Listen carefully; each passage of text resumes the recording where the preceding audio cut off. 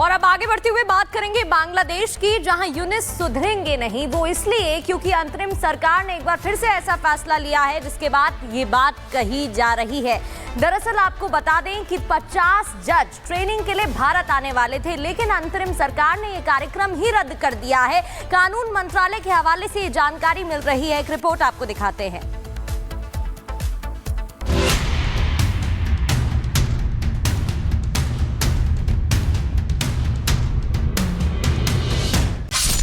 क्या बांग्लादेश बना रहा भारत से दूरी? जब से बांग्लादेश में यूनुस सरकार आई है, तब से भारत के साथ रिश्ते लगातार बिगड़ रहे हैं।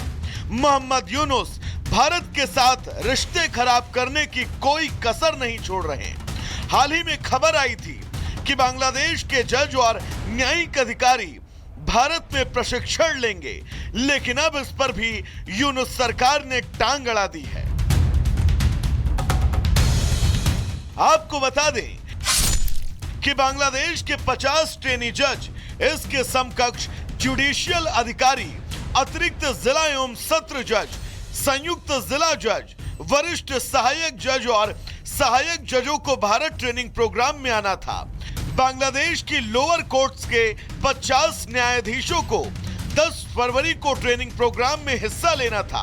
ये जज मध्य प्रदेश के नेशनल जुडिशियल एकेडमी और स्टेट जुडिशियल एकेडमी में एक दिन के ट्रेनिंग प्रोग्राम में भाग लेते। भारत सरकार को ट्रेनिंग कार्यक्रम का सारा खर्च वहन करना था। जजों की ट्रेनिंग को लेकर शेख हसीना ने 2017 में भारत के साथ समझौता किया था, लेकिन बांग्लादेश की कट्टरपंथी यूनुस सरकार अपने ही पैर पर कुल्हाड़ी मारने पर आमादा है।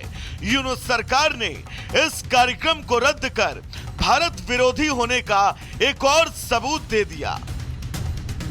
बांग्लादेश में 5 अगस्त 2024 को शेख हसीना सरकार गिरने के बाद से भारत विरोधी काम किए जा रहे हैं।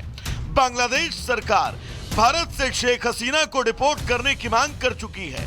इसके अलावा अल्पसंख्यकों से जुड़े धार्मिक स्थलों को लगातार निशाना बनाया जा रहा है। हिंदू नेताओं को धमकियां मिल रही हैं।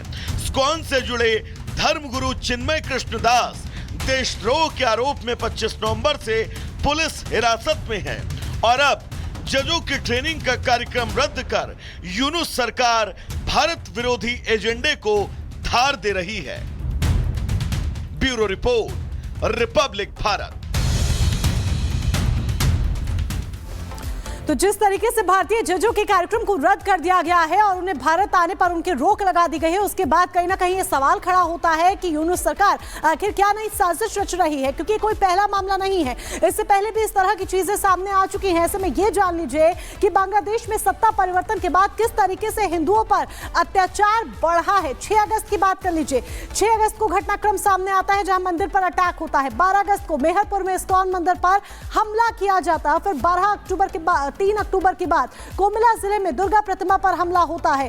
3 अक्टूबर के बाद 11 अक्टूबर को चटगांव के दुर्गा पूजा मंडप में उपद्रव की तस्वीरें निकलकर सामने आती हैं और यहीं पर सिलसिला रुकता नहीं है। इसके बाद भी घटनाएं सामने आती हैं। सतखेरा के यशोश्वरी काली मंदिर से मुकुट की चोरी हो जाती है।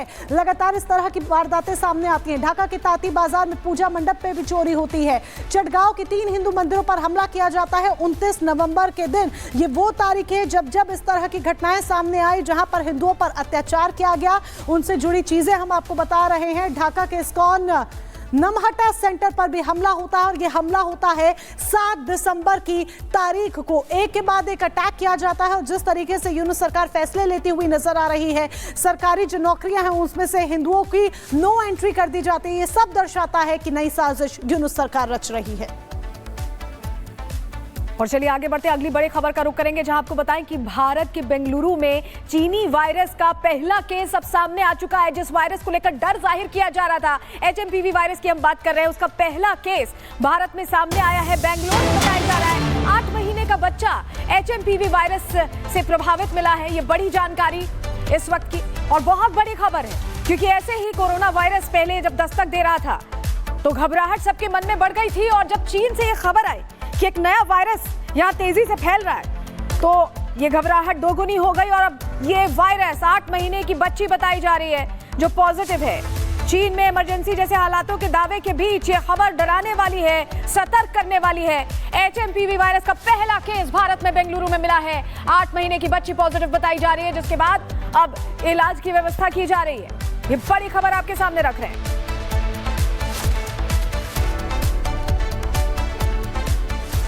तो HMPV वायरस से सावधान हो जाइए। आखिर ये वायरस है कैसा और किस तरीके से इसका संक्रमण फैलता हुआ दिख रहा है। भारत में HMPV वायरस का पहला मामला सामने आया है बेंगलुरु में, जहां 8 महीने के बच्चे को HMPV वायरस से वो बीमार है, संक्रमित हुआ है। चीन के HMPV वायरस को लेकर सरकार अब अलर्ट है। इस वायरस को लेकर अलर्ट अब जारी कर दिया गया है। HMPV को लेकर अब एडवाइजरी भी जारी कर दी गई है। बताया जा रहा है क्या इसके लक्षण हैं और किस तरीके से सावधानियां बरतने की जरूरत है। सरकार ने NCDC को निगरानी रखने के निर्देश दे दिया है, वहां पर भी अलर्ट रहने को कहा है और सांस संबंधी लक्षणों की निगरानी के लिए निर्देश दिए हैं, क्योंकि ये जो HMPV वायरस है इसके लक्षण बिल्कुल कोविड-19 वायरस जैसे ही हैं। चीन के कई राज्यों में तेजी से ये फैल रहा है और वहां पर मरीजों की संख्या भी बढ़ती जा रही है। चीन में लगातार तेजी से HMPV वायरस के जो मरीज हैं, पीड़ित हैं, उनमें इजाफा देखने को मिल रहा है और वहां पर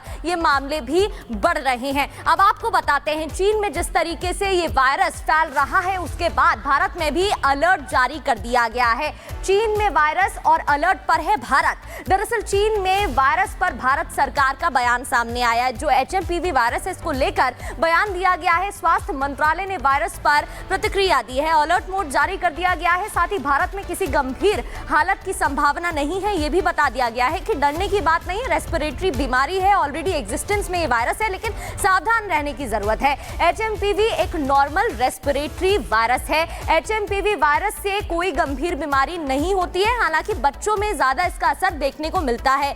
HMPV वायरस से इतनी डरने की बात नहीं है, हालांकि सावधान रहने की जरूरत जरूर है। भारत के अस्पतालों में इससे निपटने के लिए पहले से ही व्यवस्थाएं हैं और ये अस्पताल सक्षम भी है। और चलिए